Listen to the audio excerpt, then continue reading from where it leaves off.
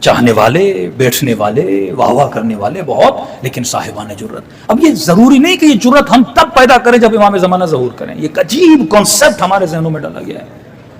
ہر زمانہ آتا ہے مولانا امام زمانہ کا ظہور کب ہوگا؟ بھائی کیا کرو گے ظہور کے بعد؟ یہ قصہ ہی ختم کر دو کہ ظہور کب ہوگا. جب ظہور ہوگا انسان دیکھے گا. تم خود کو تیار رکھو، 1 منٹ کے بعد بھی ظہور ہو سکتا ہے، 1 گھنٹے کے بعد بھی ظہور ہو سکتا ہے، ہو سکتا ہے 1000 سال کے بعد ظہور ہو. مطلب ہم نے اپنی جرتوں کو فریزر میں سیو کر کے رکھا ہوا ہے کہ جب امام آئیں گے تو پھر ہم ان کو پگھلانا شروع کر دیں گے. ہم نے اپنی شجاعتوں کو فریزر میں رکھا ہوا ہے کہ جب امام آئیں گے پھر ہم پگھلانا شروع کریں گے تاکہ امام کے کام آئیں. جس امام کو تم حی و حاضر مانتے ہو، کہ جو تمہارے اعمال کو دیکھ رہا ہے، جو کہے میں تمہارے گھروں میں آتا ہوں، جو کہے کہ یہ مت سمجھنا میں تمہارا امام تجھ سے بے خبر ہوں، جو کہے کہ ہر قدم اٹھاتے وقت مجھے یاد کیا کرو. مطلب ہر زمانے میں تم نے اپنے وجود کے اندر جرت کو پیدا کرنا ہے، ظلم کے خلاف آواز کو اٹھانا ہے. کوئی بھی چیز حق ہو، یہ حق آپ کا بھائی بھی ہو سکتا ہے، یہ حق آپ کی بہن بھی ہو سکتی ہے، یہ حق آپ کا کولیگ بھی ہو سکتا ہے. جب آپ کا اپنے کسی رشتے دار کے ساتھ جھگڑا ہوتا ہے، جب آپ کو پتا ہوتا ہے کہ میں باطل پر ہوں، کہ یہ جرت کرتے ہو بولنے کی کہ واقعا میں غلطی پر ہوں، آپ حق پر ہو. جب پیسوں کا جھگڑا ہو جاتا ہے اور آپ کو پتا ہو کہ میں نے 2 روپے اس کے زیادہ دینے ہیں، لیکن جناب کو نہیں پتا کہ یہ جرت کرتے ہو کہ تم حق بیانی کرو، تو یہ حق و باطل کی جنگ ہم لمحہ چلتی رہتی ہے، ہر قدم چلتی رہتی ہے. بس انسان نے جرت کو پیدا کرنا ہے، اور جب یہ جرت انسان میں آ جاتی ہے تو خدا کسی کو یوسف بنا دیتا ہے، کسی کو ابراہیم بنا دیتا ہے. اب سوچئے، وہب کی میں نے مثال دی، کتنی نمازیں پڑھی ہوں گی جناب وہب؟ 1 روزہ زندگی میں نہیں رکھا ہوگا. بس وہ چند نمازیں آخری جو امام حسین کے ساتھ ادا کی ہوں گی. لیکن آج جناب وہب کے قدموں کی خاک کے برابر بھی ہم نہیں ہیں، کیونکہ جرت کی، امام کا ساتھ دیا. علی مع الحق والحق مع علی، علی مع القرآن والقرآن مع علی. ہر زمانے میں جس نے اپنے امام کا ساتھ دیا، خدا نے اس کے درجے کو بلند کیا. صلوات پڑھے محمد و آل محمد.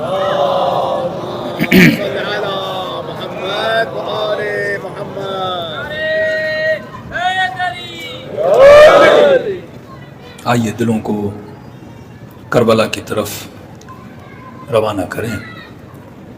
خود مقصد مصیبت کیا ہے؟ اتنا دین میں رونے کی سفارش کیوں ہے؟ ہنسنے کی سفارش نہیں. وَضْحَكُوا قَلِيلًا وَابْكُوا كَثِيرًا. کم ہنسا کرو، زیادہ رویا کرو، کیونکہ رونے سے مردہ دل زندہ ہو جاتے ہیں. ایک درخت کب مرجھا جاتا ہے؟ جب اسے پانی نہیں ملتا. دل کب مرجھا جاتا ہے؟ جب اسے آنکھوں کا آنسوؤں کے ذریعے سے پانی نہ دیا جائے. تبھی کا ہر شب جمعہ دعائے کمیل پڑھو. ایک امام مجھے دکھائیے جو رات کی اندھیری راتوں میں بیٹھ کے گریہ نہ کرتا.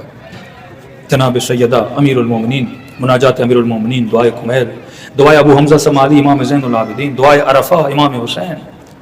اسی طرح ہر امام کی آپ دعا پڑھیں گے، ہر امام کا صحیفہ پڑھیں گے. تاکید کی گئی ہے اہل بیت السلام کی، زیادہ گریہ کیا کرو.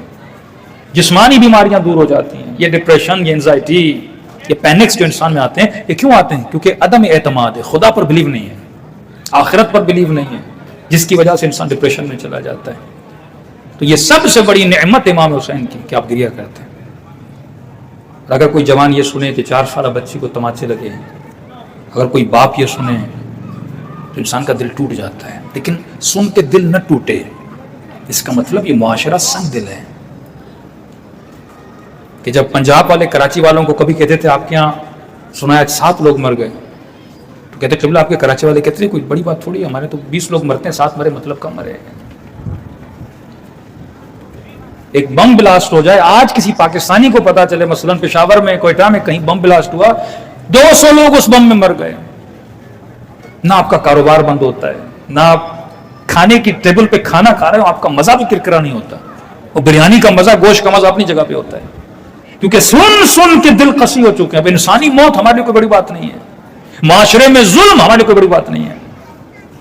لیکن کافروں کے معاشرے میں جہاں ایک انسان کی موت ہو جائے پورا معاشرہ کھڑا ہو جاتا ہے.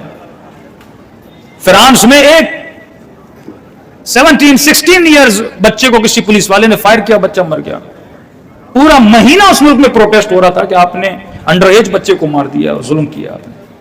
یہ زندہ معاشروں کی نشانی ہوتی ہے جو ظلم کے خلاف آواز اٹھاتے ہیں. اور مصائب امام حسین کا مقصد یہ کہ جب رو گے کہ 6 مہینے کے بچے کو پانی نہیں ملا تڑپو گے, 4 سالہ بچی کو اتنے تماچے مارے گئے رخساروں کا رنگ بدل گیا تڑپو گے. جب سنو گے سیدہ کی بیٹیوں کی چادریں چھینی گئی غیرت پیدا ہوگی تمہارے اندر. جب سنو گے کہ امام امت کے بدن پہ تیر برسائے گئے یہ غیرت ولائی تمہارے اندر پیدا ہوگی کہ واقعی اتنا سنو کہ کل اگر تمہارا امام ظہور کرے تو کوئی اس امام کی یہ توہین نہ کر سکے. ارے امام تو کیا, اگر تمہارے معاشرے میں العلماء ورثۃ الانبیاء اگر ان کی کوئی توہین کرے تم اگر خاموش رہو تو مطلب ہمارے اندر وہ جرت اور وہ غیرت دینی ختم ہو جائے. یہاں تک فرمایا اگر کسی کو گناہ کرتے ہوئے دیکھو روک نہ سکو, اپنے اندر ایک گلٹ پیدا ہو کہ واقعی اس معاشرے میں گناہ کیوں رہا, لیکن اگر کوئی تمہارے سامنے گناہ کا ذکر کرے اور پھر بھی تمہارے اندر غیرت دینی نہ آئے تو مطلب خدا سے محبت نہیں ہے. اہل بیت علیہ الصلوۃ والسلام جب سنتے تھے گنہگار آتے تھے امیر المومنین کے پاس, یا علی میں نے یہ گناہ کیا, مولا کہتے تھے ذکر نہ کر, جا توبہ کر.